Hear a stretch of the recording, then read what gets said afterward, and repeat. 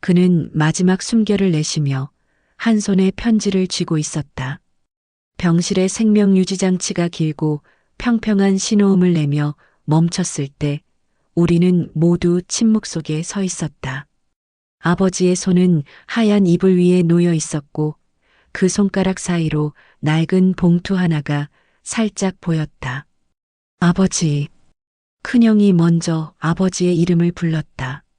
목소리가 떨리고 있었다. 60년을 함께 살아온 아내인 어머니는 아버지의 다른 손을 꼭 잡고 조용히 눈물을 흘리고 있었다. 의사가 들어와 시간을 확인했다. 오후 3시 42분. 아버지가 이 세상을 떠난 시각이었다. 78년의 생이 그렇게 끝이 났다. 고인의 명복을 빕니다. 의사의 말에 우리는 고개를 숙였다. 하지만 마음은 아직 현실을 받아들이지 못하고 있었다. 불과 1시간 전까지만 해도 아버지는 우리와 대화를 나누고 있었는데 둘째 형이 아버지의 얼굴을 정리해 드리려다가 그 편지를 발견했다. 이게 뭐지? 모든 시선이 아버지의 손으로 향했다. 구겨지고 누런 봉투 하나가 아버지의 손가락 사이에 끼어 있었다. 편지인 것 같은데. 큰형이 조심스럽게 다가갔다. 아버지의 손은 이미 차갑게 식어가고 있었지만 그 편지만은 아직 따뜻한 것 같았다. 언제부터 들고 계셨을까? 막내인 내가 물었다. 어머니도 고개를 저었다. 모르겠어. 아까까지도 없었는데. 어머니의 말에 우리는 서로를 바라봤다. 분명히 아까까지 아버지의 손에는 아무것도 없었다. 그런데 언제 이 편지를 혹시 베개 밑에 숨겨두신 건 아닐까? 큰형이 베개를 확인해 봤지만 아무것도 없었다. 침대 곁 서랍도 마찬가지였다. 이상하네. 우리는 모두 그 편지를 바라봤다. 봉투는 오래된 것 같았다. 가장자리가 해지고 누렇게 변색되어 있었다. 하지만 봉이는 아직 뜯어지지 않은 상태였다. 꺼내봐야겠다. 둘째 형이 조심스럽게 아버지의 손가락을 벌려 편지를 꺼냈다. 아버지의 손가락은 마치 그 편지를 놓기 싫어하는 것처럼 굳어 있었다. 편지를 받아든 둘째 형의 손이 떨렸다. 무게감이 있었다. 종이 한 장치고는 묵직했다. 누구한테 쓴 편지일까? 봉투 겉면을 살펴봤지만 받는 사람의 이름은 적혀 있지 않았다. 다만 아버지의 필체로 보이는 글씨로 마지막에 읽어주기리라고 작게 적혀 있었다. 마지막에? 우리는 서로를 바라봤다. 그럼 아버지가 이 순간을 예상하고 미리 준비해 두신 건가? 언제 쓰신 거지? 어머니가 중얼거렸다. 편지를 자세히 보니 봉투가 상당히 오래된 것 같았다. 몇 년 전, 아니 어쩌면 몇십 년 전에 쓴 것일 수도 있었다. 열어봐야 할까? 큰형이 망설이며 물었다. 지금? 아니면 언제? 둘째 형의 말에 일리가 있었다. 아버지가 마지막에 읽어달라고 하셨으니까. 하지만 어머니는 고개를 저었다. 장례를 먼저 치르자. 그 다음에. 왜요? 그게 순서인 것 같아. 아직 아버지가 떠나신 게 실감이 안 나는데. 어머니의 말에 우리는 고개를 끄덕였다. 맞는 말이었다. 편지보다는 아버지를 먼저 보내드리는 게 우선이었다. 그럼 일단 보관해 두자. 큰형이 편지를 조심스럽게 접어서 주머니에 넣었다. 그때 문이 열리며 간호사가 들어왔다. 준비해드리겠습니다. 장례 준비를 위해 아버지를 옮겨야 했다. 우리는 마지막으로 아버지의 얼굴을 바라봤다. 평화로운 표정이었다. 마치 오랫동안 간직해온 비밀을 드디어 털어놓을 수 있어서 안도하는 것 같았다. 영안실로 향하는 길에 큰형이 주머니 속 편지를 만지작거렸다. 뭔가 중요한 것이 들어있을 것 같은 느낌이 들었다. 혹시 유서일까? 내가 조심스럽게 물었다. 글쎄, 유서라면 변호사가 보관하고 있을 텐데. 둘째 형의 말이 맞았다. 아버지는 이미 정식유서를 작성해서 변호사 사무실에 맡겨두셨다. 그럼 뭘까? 모르지. 열어봐야 알겠어. 우리의 호기심은 점점 커져갔다. 하지만 동시에 두려움도 있었다. 혹시 우리가 모르는 아버지의 비밀이 적혀 있을까봐. 장례식장에 도착해서 빈소를 차리는 동안에도 그 편지 생각이 머리에서 떠나지 않았다. 조문객들이 오가는 가운데에도 큰형은 계속 주머니를 만지작거렸다. 첫날 밤이 지나고 둘째 날이 되어서야 우리는 잠깐 빈소를 비울 수 있었다. 조문객이 뜸해진 오후 시간, 우리 가족만 남았을 때였다. 이제 읽어볼까? 큰형이 편지를 꺼냈다. 여전히 봉인이 뜯어지지 않은 상태였다. 정말 읽어도 될까? 어머니가 마지막으로 망설였다. 아버지가 마지막에 읽어달라고 하셨잖아요. 내 말에 어머니도 고개를 끄덕였다. 큰형이 조심스럽게 봉투를 뜯었다. 안에서 여러 장의 편지지가 나왔다. 아버지의 친필이었다. 첫 줄을 읽는 순간 큰형의 표정이 굳어졌다. 뭐라고 써 있어? 둘째 형이 초조하게 물었다. 큰형이 떨리는 목소리로 읽기 시작했다. 나의 사랑하는 가족들에게 이 편지를 읽고 있다면 나는 이미 세상을 떠났을 것이다. 우리는 모두 숨을 죽이고 들었다. 이 편지에는 내가 평생 숨겨온 이야기가 담겨 있다. 너희들이 알아야 할 가지만 차마 말하지 못했던 진실들이. 큰형이 잠시 멈춰서 우리를 바라봤다. 모두의 얼굴이 긴장으로 굳어 있었다. 계속 읽어. 둘째 형이 재촉했다. 먼저 말하고 싶은 것은 너희들 모두를 사랑한다는 것이다. 하지만 그 사랑 때문에 오히려 숨겨야 했던 것들이 있었다. 편지는 계속되고 있었다. 하지만 그 다음 내용을 읽기 전에 우리는 이미 알 수 있었다. 편지 한 장이 남아 모든 것을 바꿀 준비를 하고 있었다. 떨리는 손으로 편지를 펼쳤다. 큰형이 다음 문장을 읽으려 할 때 손이 너무 떨려서 글자가 흔들렸다. 둘째 형이 편지를 받아들었다. 내가 읽을게. 종이는 누렇게 바랬지만 글씨는 분명했다. 아버지 특유의 반듯한 필체가 한 글자 한 글자 정성스럽게 적혀 있었다.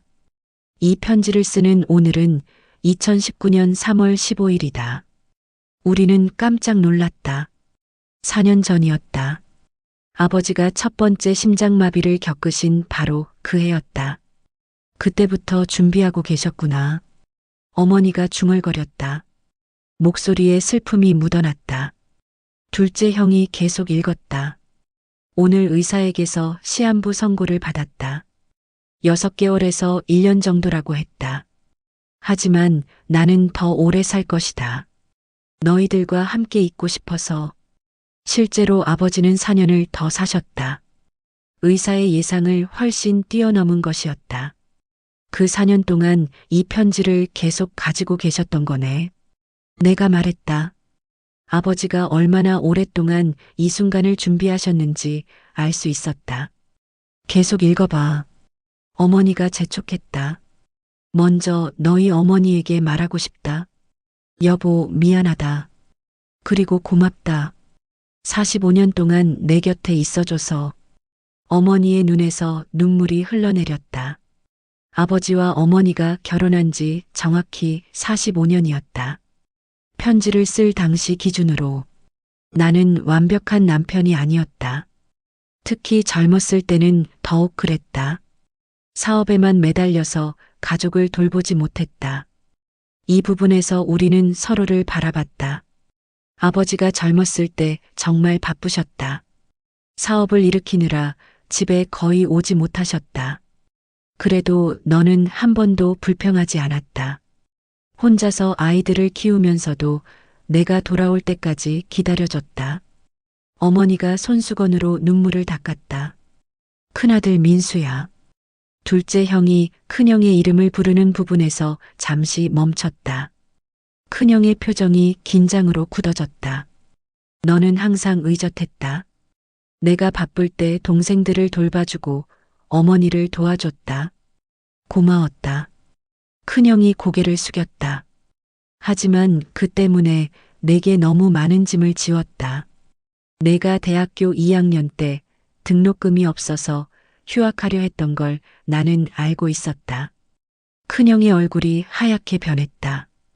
우리는 그런 일이 있었다는 걸 몰랐다. 형, 그런 일이 있었어? 내가 물었지만 큰형은 대답하지 않았다. 그때 내가 아르바이트를 3개씩 했던 것도 안다.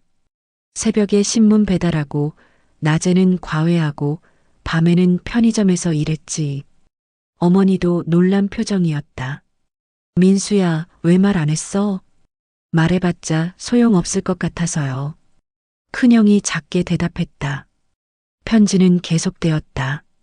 그 돈으로 동생들 학원비까지 대줬다는 것도 나중에 알았다. 너는 정말 기특한 아들이었다. 큰형이 눈물을 참으려 애썼다. 하지만 아버지로서 너무 미안했다. 그래서 지금이라도 말하고 싶다. 내가 그때 포기한 유학의 꿈, 아직 늦지 않았다. 유학? 둘째 형이 놀라서 물었다. 형이 유학 가려고 했었어? 큰형이 고개를 끄덕였다. 대학원을 미국에서 하려고 했었어. 교수님이 추천서도 써주시고. 왜 안 갔어? 집안 사정이 어려워서.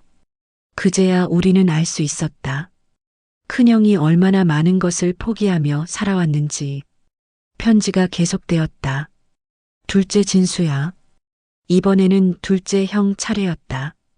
둘째 형의 손이 떨렸다. 너는 예술가의 혼을 가지고 있었다. 그림 그리는 걸 얼마나 좋아했는지 나는 알고 있었다. 둘째 형이 깜짝 놀라서 편지를 바라봤다.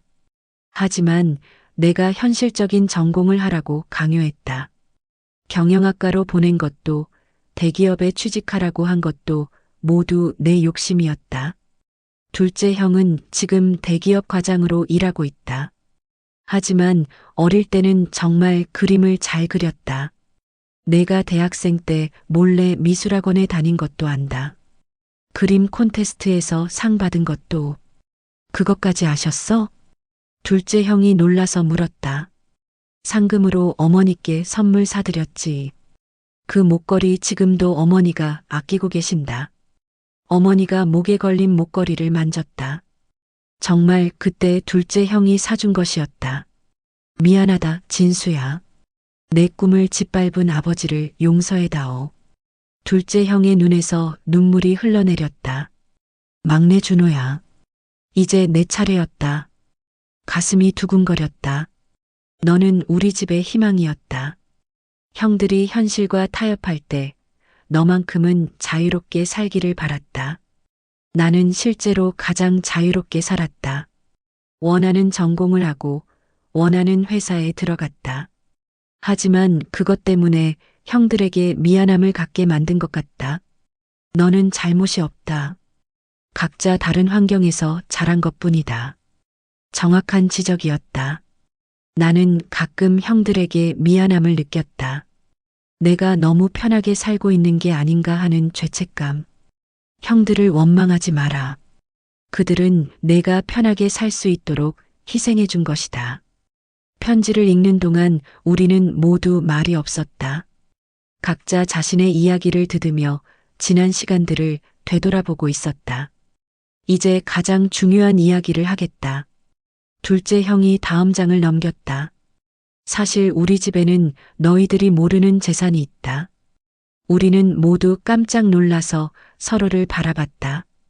재산? 30년 전 내가 사업을 할 때 산 땅이 있다. 당시에는 허허벌판이었지만 지금은 개발지구가 되었다. 어머니도 놀란 표정이었다. 여보, 그런 땅이 있었어?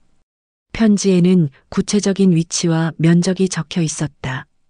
상당한 규모였다. 왜 말씀 안 하셨을까? 내가 물었다. 아마 이유가 있으실 거야. 큰형이 말했다. 편지의 다음 부분을 읽으면서 그 이유를 알 수 있었다. 이 땅을 지금까지 숨긴 이유가 있다. 너희들이 이 돈 때문에 싸우는 걸 보고 싶지 않았기 때문이다. 우리는 숨을 죽이고 들었다. 하지만 이제는 말해야겠다. 너희들이 어른이 되었고 각자의 삶을 살고 있으니까. 편지에는 그 땅의 현재 가치도 적혀 있었다. 상상했던 것보다 훨씬 큰 금액이었다.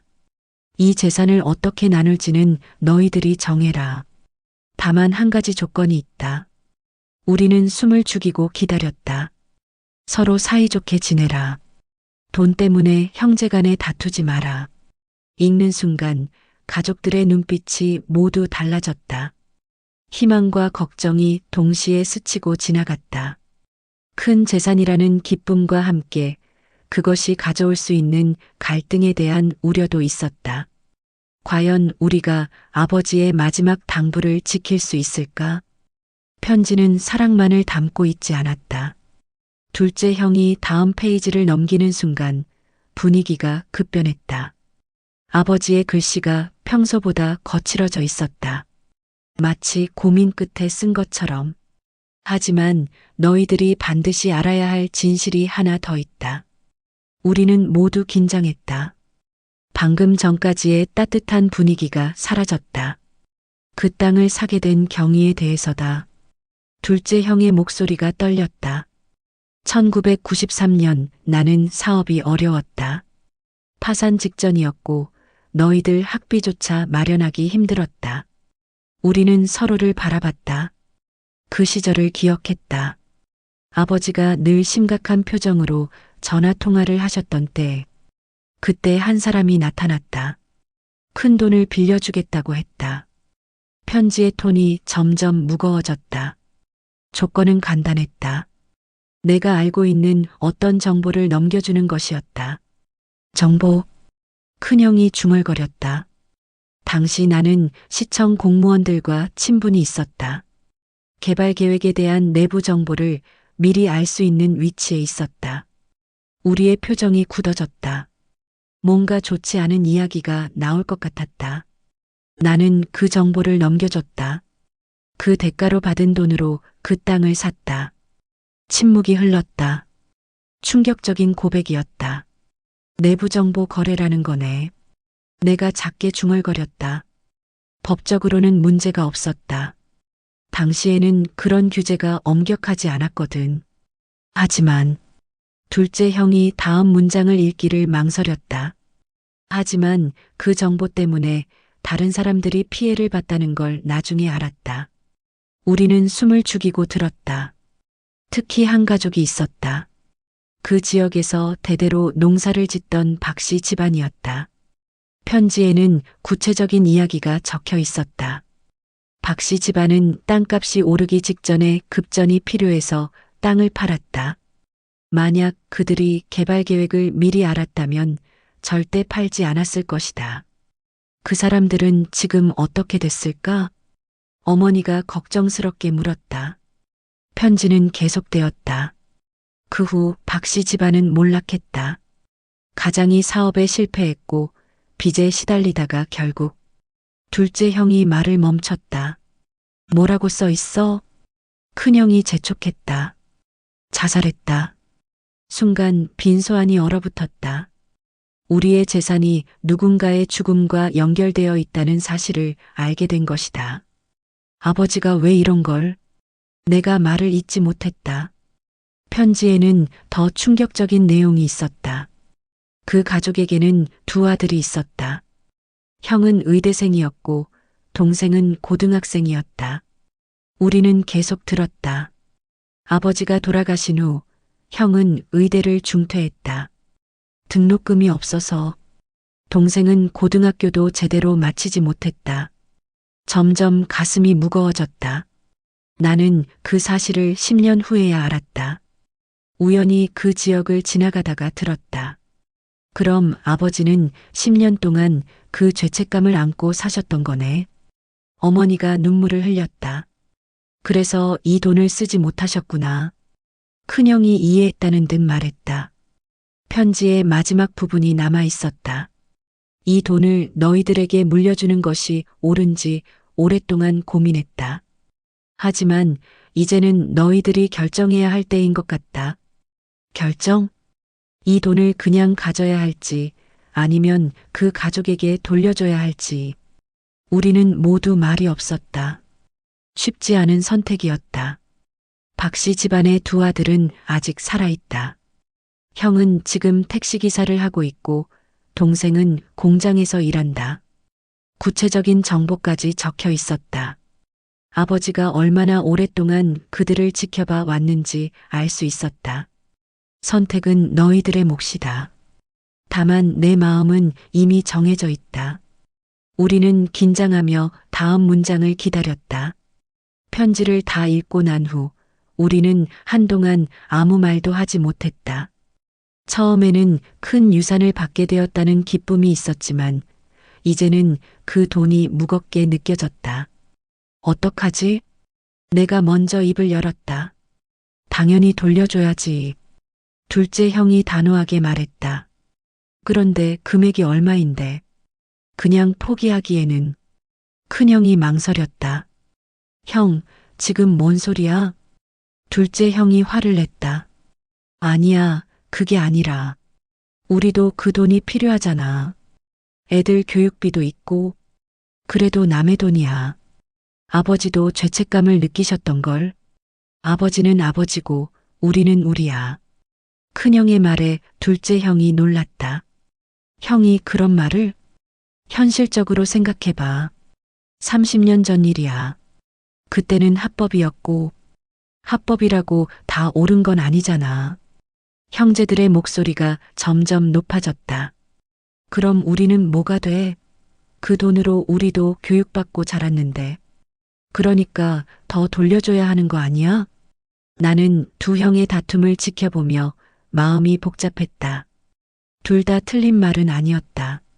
잠깐 조용히 해. 어머니가 나섰다. 지금 아버지 빈소에서 돈 때문에 싸우는 거야? 형들이 입을 다물었다. 아버지가 가장 걱정하셨던 게 바로 이런 거야. 돈 때문에 형제가 싸우는 것. 어머니의 말이 맞았다. 그럼 어머니 생각은 어떠세요? 내가 물었다. 아버지 뜻을 따라야 한다고 생각해. 돌려주자. 하지만 어머니도 그 돈이 필요하실 텐데. 큰형이 말했다. 필요해. 솔직히 말하면 노후 준비가 부족하거든. 하지만 그래도 돌려줘야 해. 어머니의 목소리에 확신이 있었다. 다른 사람의 불행 위에 세워진 행복은 진짜 행복이 아니야. 그 말에 우리는 모두 고개를 숙였다. 그럼 어떻게 할까? 둘째 형이 물었다. 일단 그분들을 찾아봐야겠다. 내가 말했다. 만나서 어떻게 할지 정하자. 하지만 큰형은 여전히 망설이고 있었다. 정말 다 돌려줄 거야? 당연하지. 둘째 형이 단호하게 대답했다. 형은 왜 그렇게 망설여? 나도 모르겠어. 그냥 아깝다는 생각이 들어. 큰형의 솔직한 고백이었다. 형, 우리가 그 돈으로 행복할 수 있을 것 같아? 내가 물었다. 매번 그분들 생각이 날 텐데. 큰형이 고민에 빠졌다. 게다가 아버지도 평생 그 죄책감 때문에 괴로워하셨잖아. 둘째 형이 설득했다. 우리까지 그렇게 살 필요는 없어.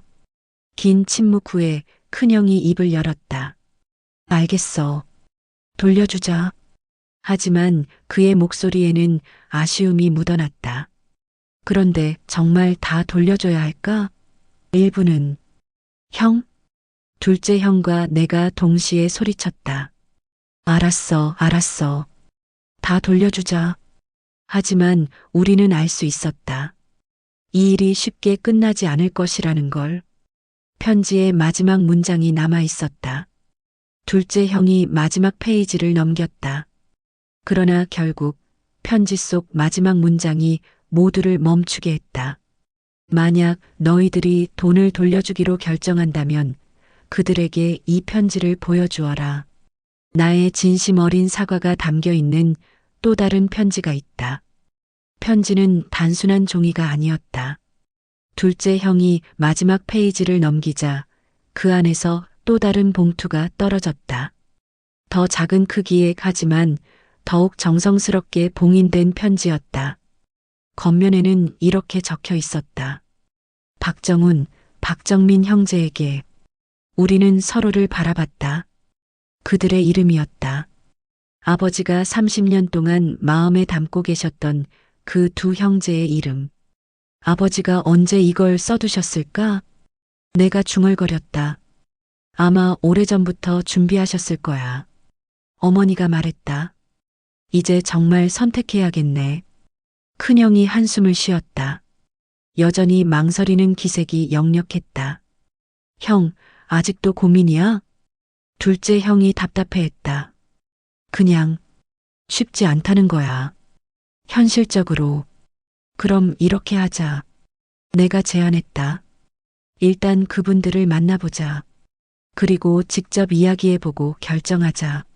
모두가 동의했다. 어머니가 편지에 적힌 주소를 확인했다.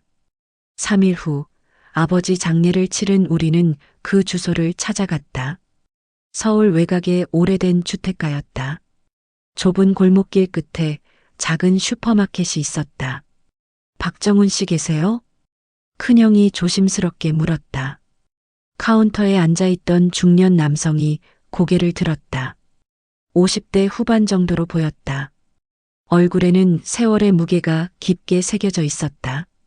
네, 저인데요. 누구세요? 저희는 김영수 씨 아들들입니다. 그 이름을 듣는 순간 박정훈 씨의 표정이 변했다.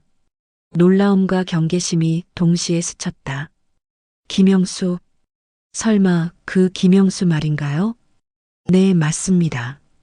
우리는 서로 어색한 시선을 주고받았다. 들어오세요.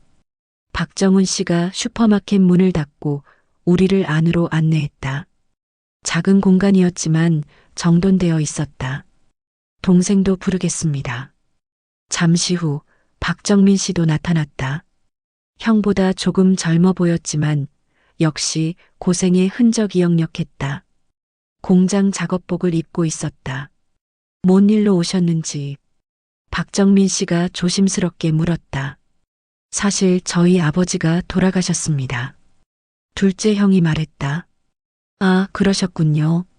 조의를 표합니다. 하지만 그들의 목소리에는 진심 어린 슬픔보다는 당황스러움이 묻어났다. 아버지가 편지를 남기셨는데요. 당신들에게 드릴 게 있다고 했습니다. 우리는 편지를 꺼냈다. 박정훈 씨가 편지를 받아들었다. 읽어봐도 될까요? 물론입니다.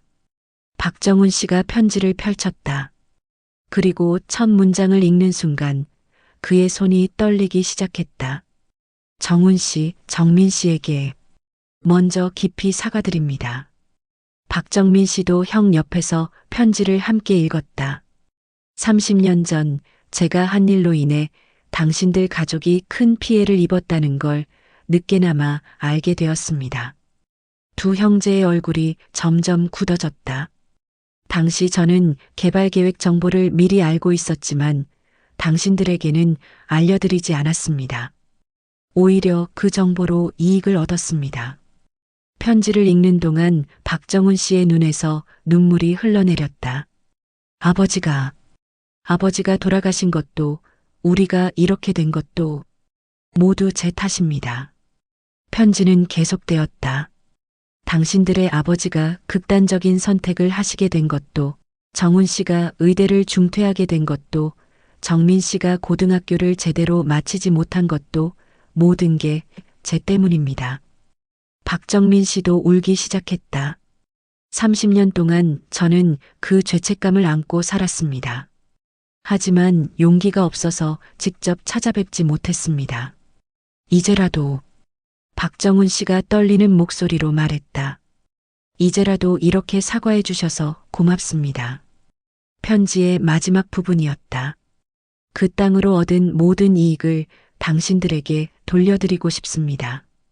이미 늦었지만 그것이 제가 할 수 있는 최소한의 속죄입니다. 편지를 다 읽고 난 후 한동안 아무도 말하지 못했다. 그런데 박정민 씨가 입을 열었다.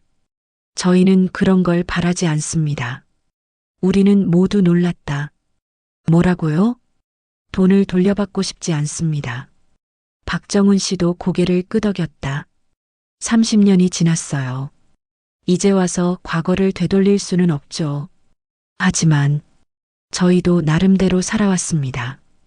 힘들었지만 우리 방식대로. 박정민 씨가 말을 이었다. 그리고 솔직히 말하면 아버님을 원망하지도 않습니다. 왜요? 둘째 형이 물었다. 당시 상황을 생각해보면 아버님도 어쩔 수 없었을 거예요. 가족을 위해서. 박정훈 씨의 말에 우리는 감동받았다. 그보다는 이렇게 찾아와서 사과해 주신 것만으로도 충분합니다. 두 형제가 서로를 바라보며 웃었다. 아버지가 평생 죄책감에 시달리셨다는 걸 알았으니까 이제 마음이 편해졌어요. 그런데 정말 괜찮으신가요? 내가 걱정스럽게 물었다. 저희는 이제 그럭저럭 살만해요. 박정훈 씨가 답했다. 슈퍼마켓도 잘 되고 있고 정민이도 공장에서 반장까지 했어요. 그리고 뭔가를 배웠어요. 박정민 씨가 말했다. 돈이 다가 아니라는 것을, 가족이 함께 있는 게 더 중요하다는 것을. 그들의 말에 우리는 부끄러워졌다. 우리는 유산 때문에 싸웠는데 이분들은 모든 걸 잃고도 이렇게 여유롭게 살고 있었다. 그럼 정말 아무것도 받지 않으시겠어요? 큰형이 마지막으로 물었다. 네, 괜찮습니다. 하지만 박정훈 씨가 덧붙였다. 대신 하나만 부탁드릴게요. 무엇이든 말씀하세요. 형제끼리 사이좋게 지내세요. 돈 때문에 싸우지 마시고.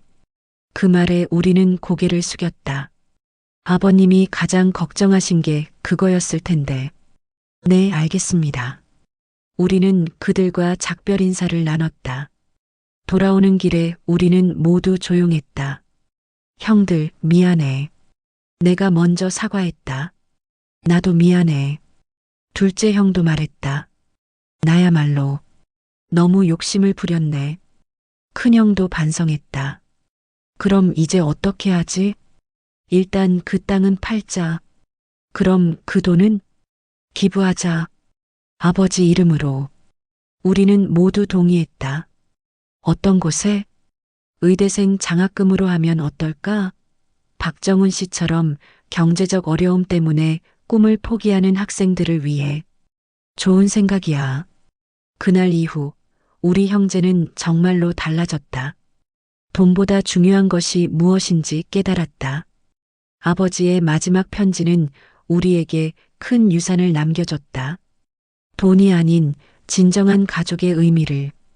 6개월 후 우리는 김영수 장학재단을 설립했다. 매년 10명의 의대생에게 장학금을 지급하는 작은 재단이었다. 첫 번째 장학생 선발식에는 박정훈 씨와 박정민 씨도 참석했다. 그들은 이제 우리 가족의 일부가 되어 있었다. 아버지가 기뻐하실 것 같아. 어머니가 말했다. 그래, 정말 기뻐하실 거야. 큰형이 답했다. 마지막 숨결과 함께 흘러나온 편지 한 장은 우리 가문이 가장 큰 유산이 되었다. 돈으로는 살 수 없는 진정한 가족의 사랑과 용서, 그리고 나눔의 정신을. 고인의 진심, 서로를 지켜라는 부탁이 마지막으로 새겨져 있었다. 가족들이 눈물 속에서 서로 손을 잡으며 진정한 유산이 무엇인지 깨달았다. 아버지는 돌아가셨지만 그분의 마지막 가르침은 영원히 우리와 함께할 것이다.